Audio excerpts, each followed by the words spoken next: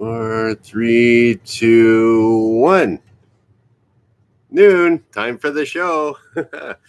So, what's going on? What's with the clock? I don't know. Why do I have to know how to draw a clock? Because I might be losing my mind.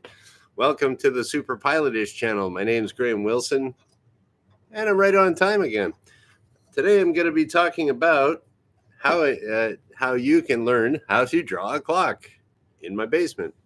So yeah, I just figured I'd bring this bad boy out here. This is a cool, I think I showed it on my show once before. It's a neat old clock.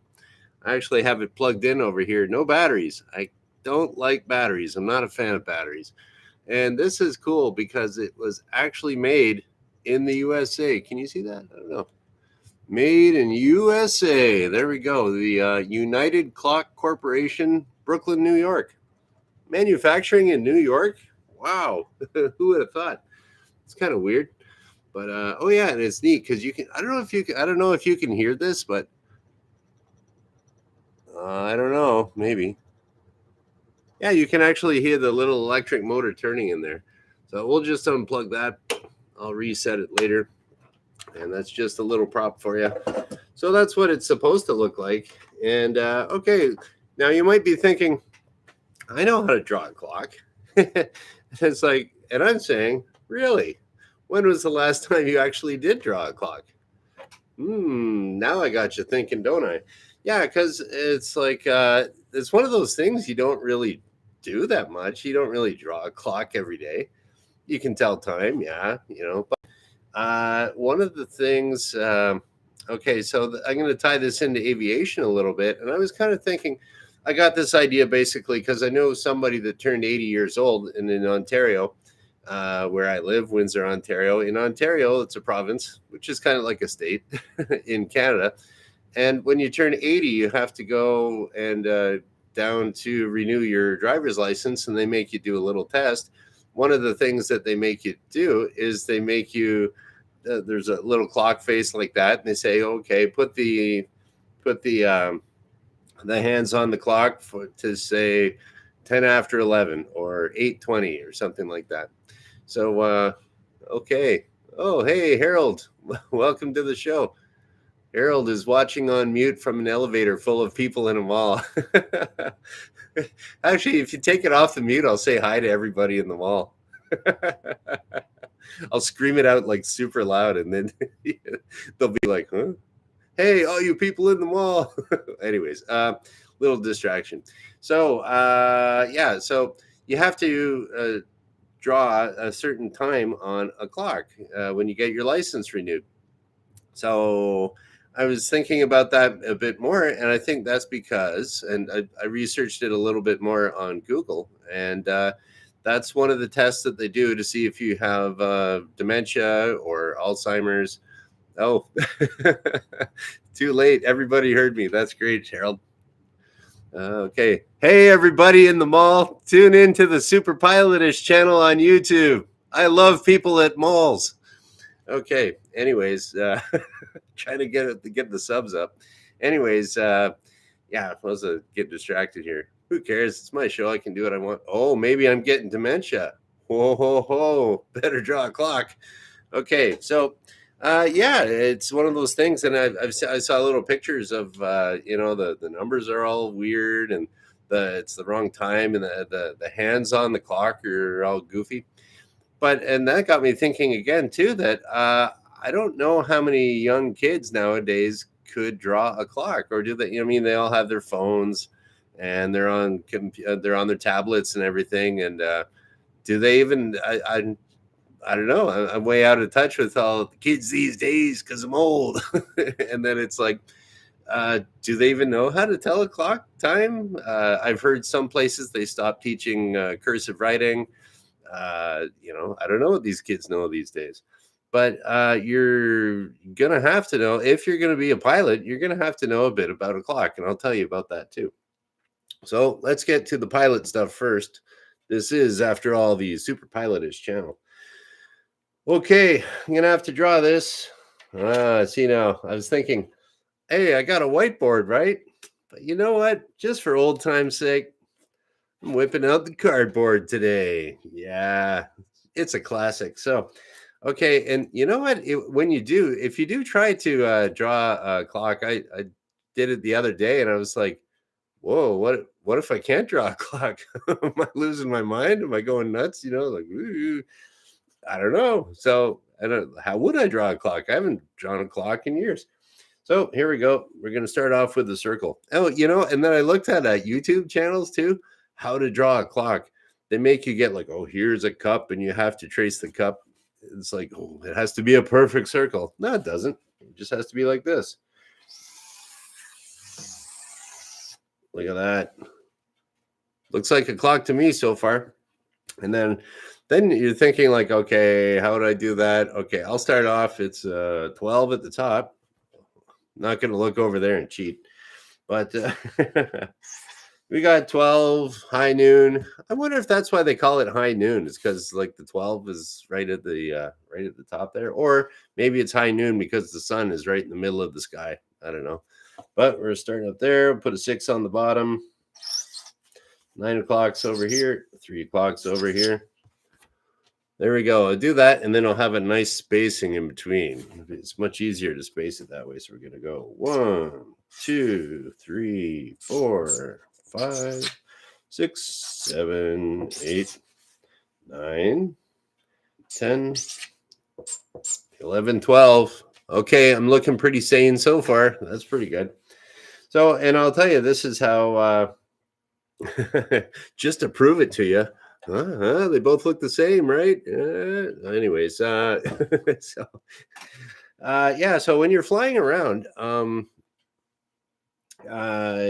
you might the way that air traffic control will tell you where there's other traffic around other airplanes is they'll use a clock. So I was thinking, if there's some kids out there now, they don't know how to read a clock, they don't know how to draw a clock, and they go to get their pilot's license, and if the air traffic controller says, okay, there's traffic at your 2 o'clock at 3,000 feet.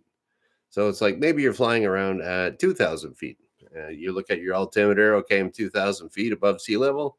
And they say, okay, there's traffic at your 2 o'clock at, what did I say? We're at 3,000 feet. Okay. So what you would do is, I'll just draw a little airplane on this clock. There's my airplane. So here you are, you're flying around, and the air traffic controller said, okay, I know I'm at 2,000 feet.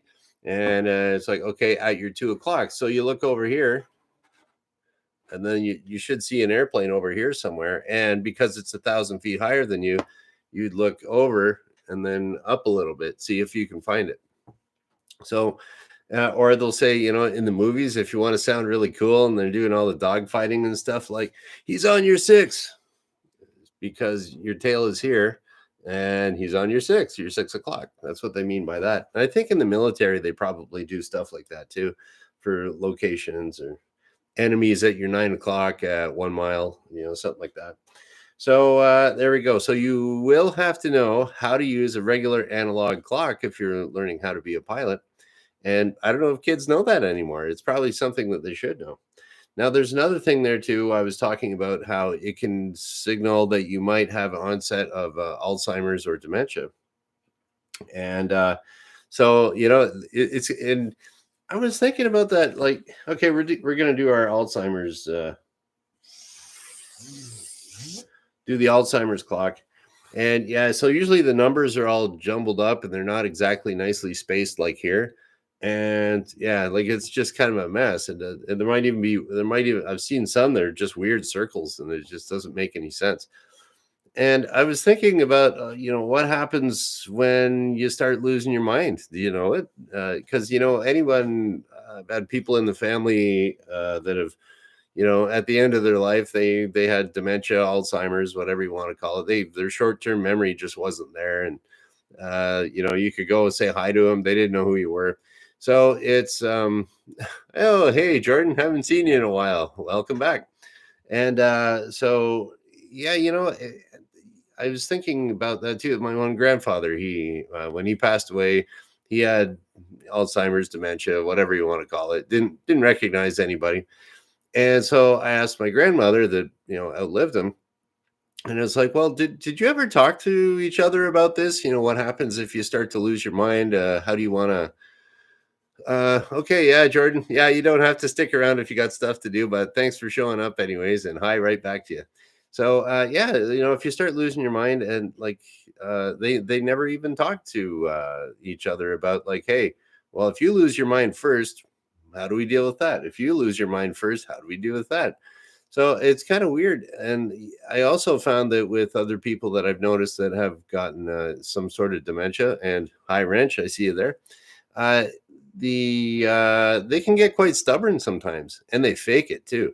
Oh, how are you doing? Oh, and they don't even know who you are. Oh, haven't seen you in a while. Like they're just people become very good when they start losing their mind at faking it. And so I think one of the ways that you could get them to see, like, hey, eh, and this would be a weird thing. Hey, draw me a clock. And then you know what they're going to do. They're going to be like, what do you mean? I'm fine. Right. Tricky. How would you do that? But um, I guess one of the ways you could do it is like, oh, if you want to renew your driver's license, you're going to have to make a clock. Can you do that?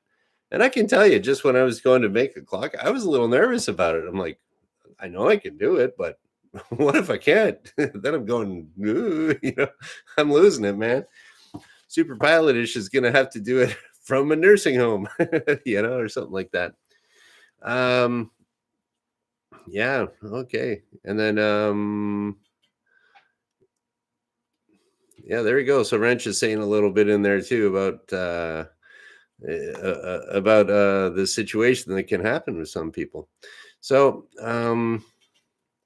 anyways, yeah, it's kind of a weird thing, but I would tend to, if someone's, I don't know, I don't even know how you'd sneak it in there. Hey, can you draw me a clock? But it seems to me that that's a good way of testing it. And then I'm wondering too if oh, famous 333, I just saw you subscribe today. Thanks for the sub, man. I appreciate it. Yeah, welcome to the show.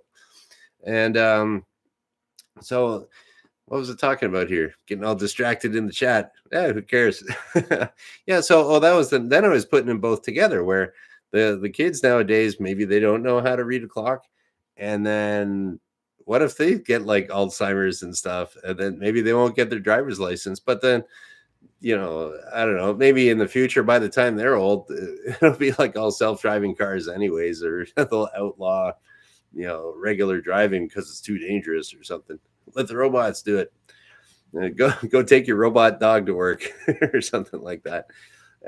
Yeah. So, anyways, that was just kind of something I was thinking about, was drawing a clock, and how it is necessary to know how a clock works, the numbering system for aviation, and also to keep your driver's license. And I'm pretty sure, I would imagine it's the same in every other state or province. And then I was trying to think too about, did I know any pilots that lost their license because of that?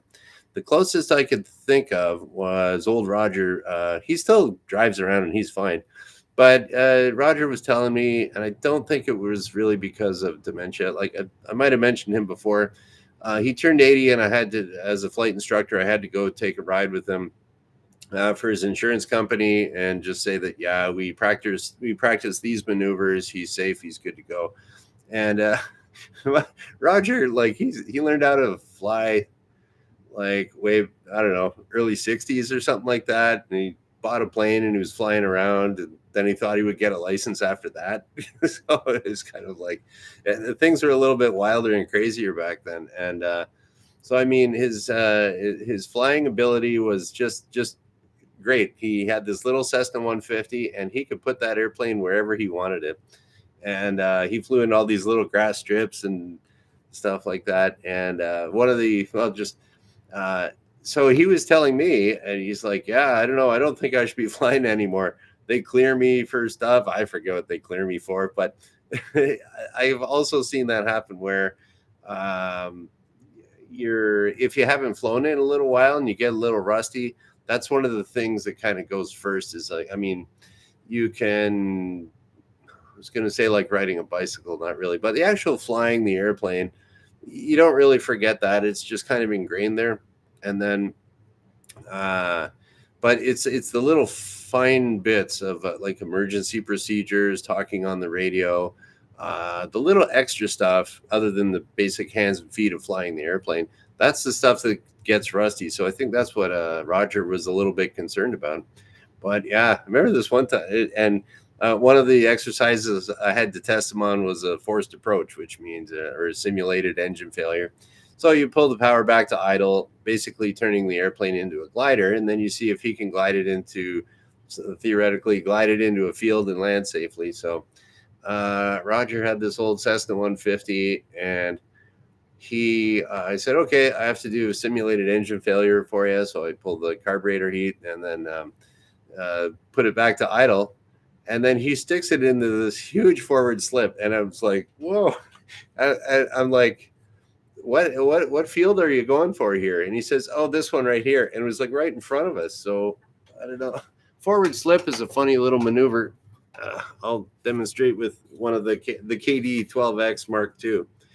And yeah, so that's where if you want to lose a whole bunch of altitude really quickly, but without gaining airspeed. See, if you got your airplane, and here's your little flying lesson for the day. So yeah, if you got your airplane like this and you just nose it down, it'll get lots of speed right away, but you don't want to do that. So they do what they call a forward slip. So what you do is you put a whole bunch of rudder into it. Okay, that'll make you go sideways, or kind of cockeyed, and then you just basically you come down at a strange angle like this. You're going to go, so all the air is hitting the side of your airplane, and you can kind of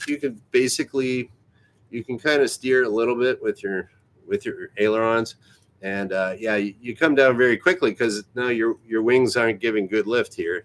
They're all kind of goofy, so you're going to come down. But it's just dirties up the airplane and you come down. So Roger, this old guy, man, he could just it was like, okay, here's the field here, here's there. And he's coming like straight down almost.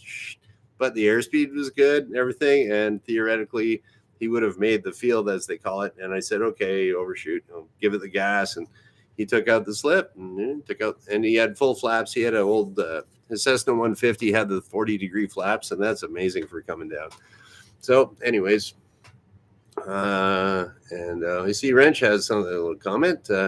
He hears about a third of Alaskans are pilots and about half of them have a license. I wouldn't be surprised with a statistic like that, because out in Alaska, they got all those big Tundra tires on their Super Cubs, and everything's all rigged up for short takeoffs and landings, and they kind of use their airplanes up there as like cars to get into. Gonna go to the store, hop in the plane, and go over the mountain. And it makes sense out in Alaska too, because it's very mountainous.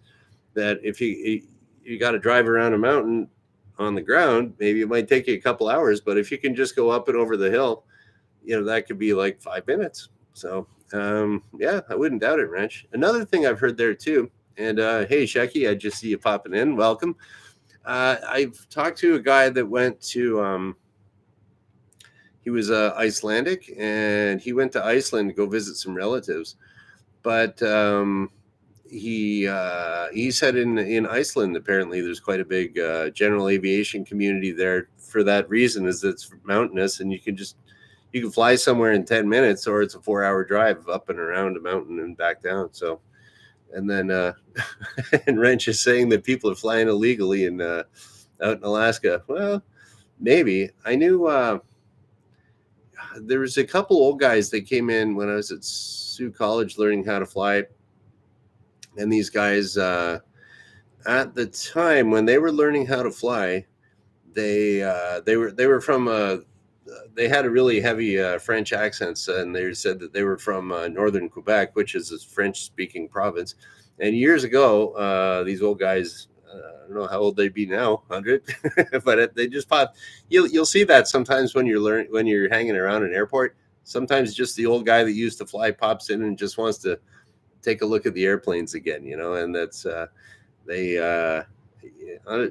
it's kind of weird because they kind of do that before they pass away. they pop in and then they're gone 6 months later, But I always like talking with the old guys when they show up. So these guys, they had the thick French accents there, and they said that, oh yeah, we used to fly all the time. And so what they would do, like he said, oh, nobody had licenses back then, but what they would do, and one guy was a mechanic too. He said, yeah, I used to work on planes all the time. I'd take them up for test flights. Never got my license though. And I'm like, what? Yeah, yeah, we did that for 30 years. Like, well, I mean, if you're in the middle of nowhere, you can pull it off. A lot of the a lot of this aviation stuff is really based on the honor system, believe it or not. And yeah, so these guys, they would do it, but the reason they didn't get their, I mean, they took lessons on how to fly airplanes and everything, and they got right up to the point where, they could do flight tests, or well, what the big problem there is that the written test and the flight test were in English only, and these guys couldn't speak English, so they might have learned how to fly in French, that they fixing the airplanes in French, but there's no radios or anything up in the bush, and they just fly around on floats and just kind of do their thing, and they can be totally safe, just not legal. So, and they did change it, so, and it's kind of a weird thing in Canada if you're ever flying in that area, is that you don't have to speak English on the radio. So you might hear someone speaking some other language, and the control towers, in Quebec, they have to be bilingual between French and English. So the control tower will speak French and English. So if he gets a French pilot, he'll speak French to him. If he gets an English pilot, you'll speak English to him. But so unless unless the pilots know how to speak the other language, they don't know what the other guys are saying. And so, uh, strangely enough, it works out. But in the old days, it had to be English only. And if you are, I don't know how that works in other countries. I've, yeah, I really haven't done that. But generally, if you're flying around to big airports, yeah, everybody's speaking English. And yeah, but legally in Canada, you don't have to. But I still think at other airports in the world, I think you do have to. But it depends on the laws. So, anyways, okay, so that's about it. Little clock talk, clock talk, airplane chit chat, and yeah, okay. So good luck when you turn 80. You know, draw that clock. Trust me. It might be something good to do like once a year. Just like, hey, can I draw a clock still? And then by the time you're 80, and you're like, oh yeah, piece of cake. I do this on my birthday every year. And then you're not as nervous. But it is weird. Am I gonna lose my mind? Well, oh, you know what? Okay, I'll tell you what. We're going to finish up here. Somebody in the chat, test my brain here, okay? I want you to tell me some time, and I have to draw a bike. Is that another one? Draw a bike? Is that a test? Yeah, okay, someone give me a time, and I will draw a clock, and I will put the little hand and the big hand on there. So shout out. Okay, Shecky Pavel says 10:34. You got it, Shecky. So there we go. We got the 12. We got the 6. We got the 9. 3. 1, 2, 3, 4, 5, 6, 7, 8, 9, 10, 11, 12. What do we say? 10:34. There's this little guy here. 10.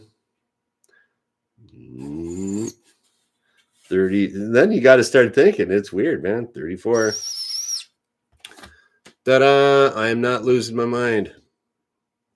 I don't think so. So anyway, most people can't draw a bike. I don't know. How would you draw a bike? We'll draw a bicycle clock here. Here we go. You got your wheels. Do we want a motorcycle? Let's do a motorcycle. And then we got this. We got this. Got to have some cool big pipes coming out the back. Okay, you got your seat, motorcycle seat, gas tank, motor. I will draw Harley. It'll be V-shaped.